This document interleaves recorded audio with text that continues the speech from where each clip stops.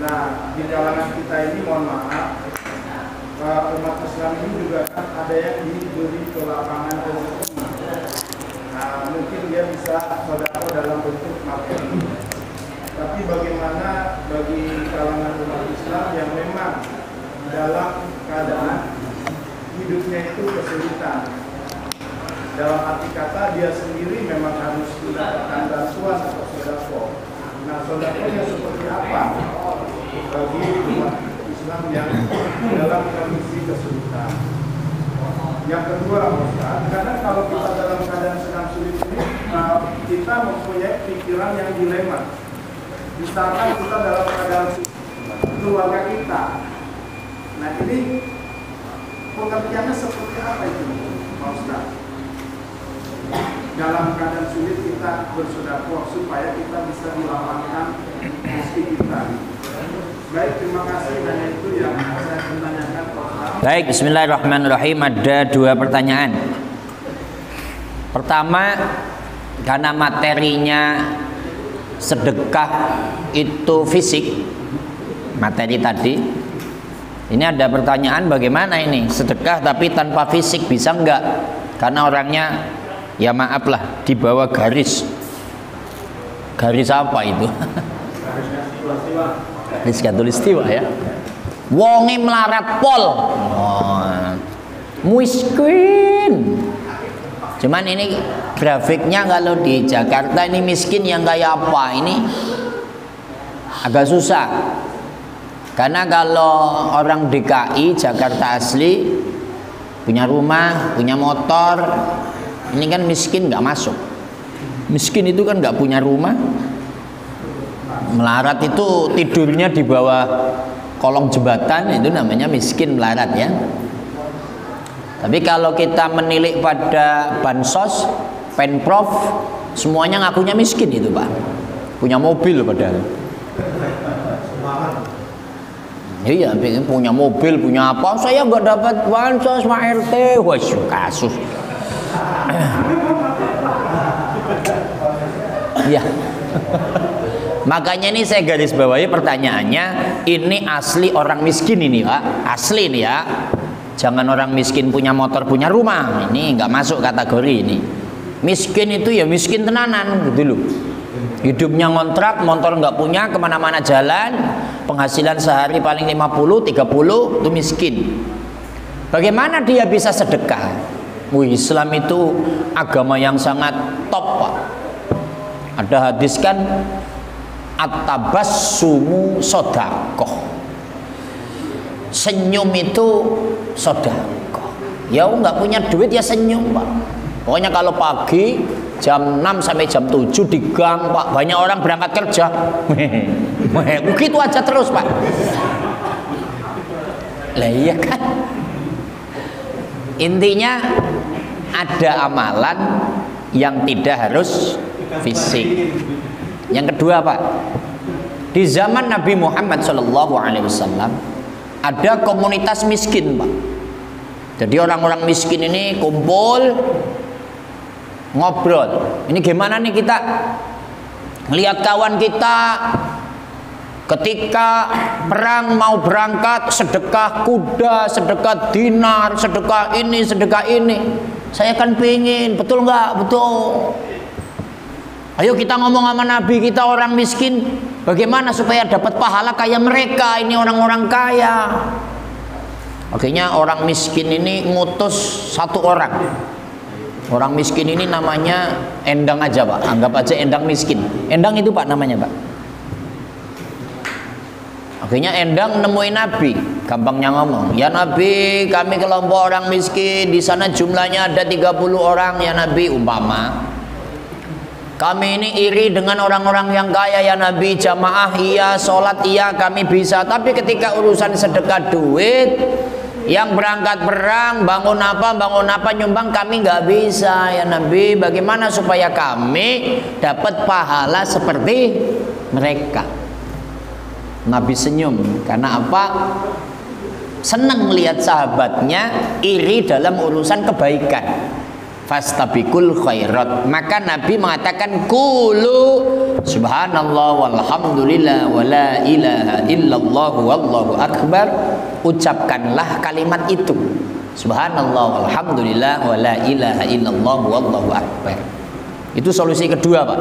Jadi kalau memang orang ini pelit banget, pelit apa? Nggak punya duit, nggak punya apa-apa, sedekahnya subhanallah walhamdulillah wala ilaha illallah wallahu akbar. Ada dua aja ya, Pak. Yang nomor dua, apa yang dimaksud sempit, sulit, tapi tetap harus sedekah? Nah ini Pak Ustadz Firman ini kadang ceramah pakai ayat yang ini. Kadang kadang.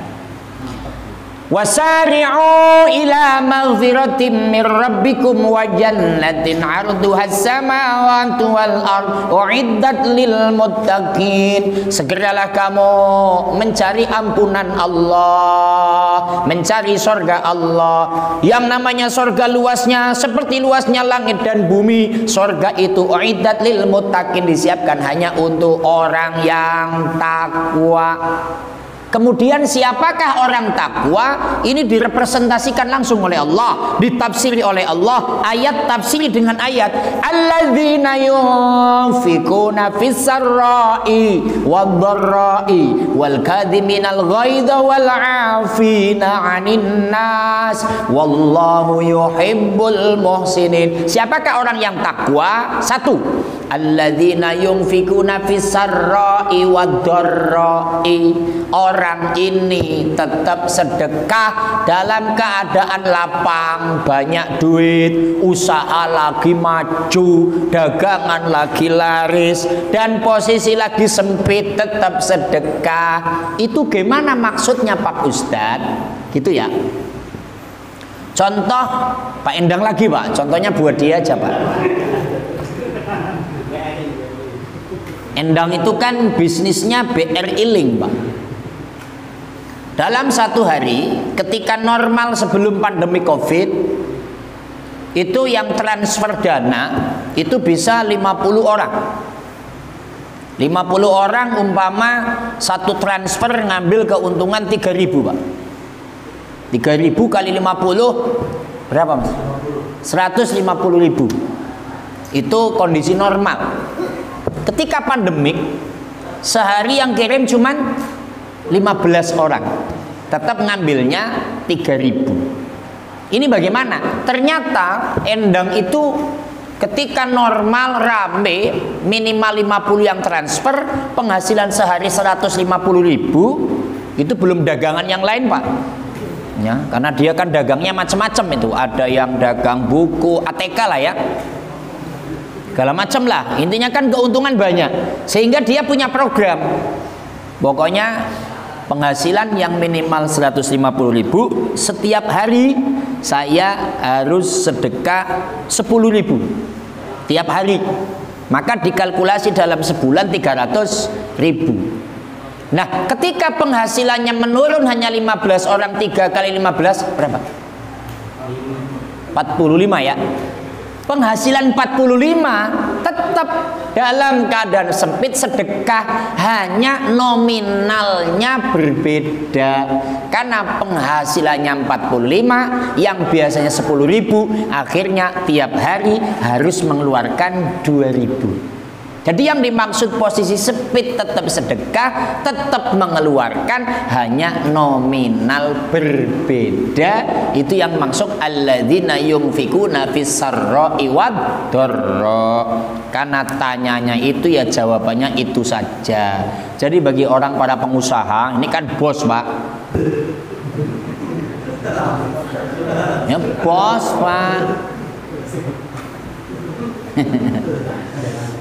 Bos, ini juga bos sepatu Pak.